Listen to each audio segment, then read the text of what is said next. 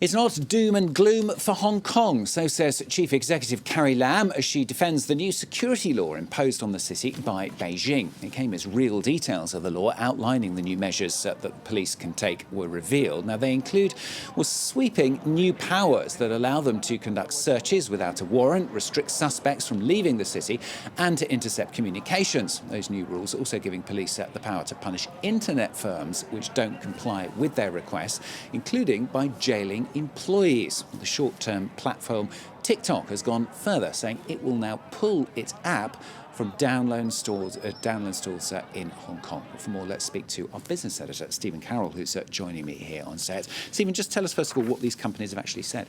Well, these are the biggest players in social media in the US and in most parts of the world, and it's a rare form of consensus that we've gotten from them in these statements. Facebook, Google and Twitter saying that they have suspended temporarily handling requests from the Hong Kong authorities to hand over user data as they assess the implications of this new law on their business. Now, the language is broadly similar from all three companies, but if we take a look at what Facebook have been saying about this in their statement, it says that they're pausing government requests while they carry out formal human rights due diligence and consultation with international human rights experts. So that's a clear nod to the fears over the powers contained in this law, detailed in the document that was published on Monday night. Now, tech companies regularly receive requests from governments around the world to access user data or information, and that's usually for reasons like law enforcement or preventing injury or death. Facebook says that in 2019,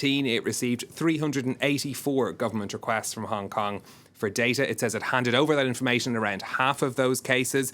But under these new powers, police would be able to apply more pressure to companies to take down posts or access user data, saying that they, on the grounds of national security, of course, failure to comply could see servers seized from those companies. It could see employees jailed for up to 6 months for failing to comply. So bigger consequences for companies as a result of this law.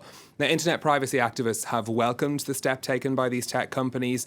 Many of the prominent protesters involved in the protests in Hong Kong had actually scrubbed or deleted their social media accounts as this law came into force because of the fears over what that might mean for them personally.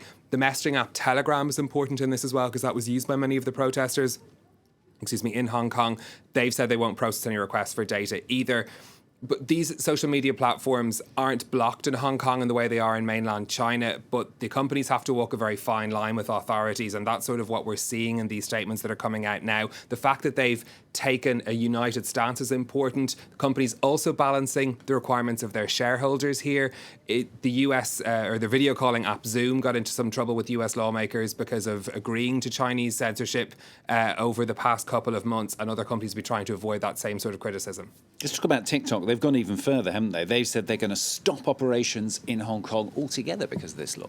Yeah, that's right. That means they're going to take their app off download stores in Hong Kong in the coming days. Now, TikTok is owned by the Chinese company ByteDance. TikTok is not available in mainland China. They have a sister app called Douyin, called Douyin, which is available there instead. TikTok has previously, though, come under fire for its Chinese links. The company says that it does not and has never handed over information to the Chinese authorities to access user data, but it has become this sort of political football in many parts of the world. It was banned in India as it targeted a range of Chinese-owned apps. It's been accused by US lawmakers of being a national security risk. Globally, TikTok's popularity is huge, but sources are telling the Reuters news agency that actually Hong Kong was a very small market for them. They only had around 150,000 users there, and they weren't making money there. It's not really clear, though, if this move by TikTok will help its image abroad. On Monday evening, the US Secretary of State, Mike Pompeo, said the United States is looking at banning Chinese apps, including TikTok. So this issue isn't likely to go away for them. Stephen, thanks very much. Stephen Carroll, our business editor on France 24.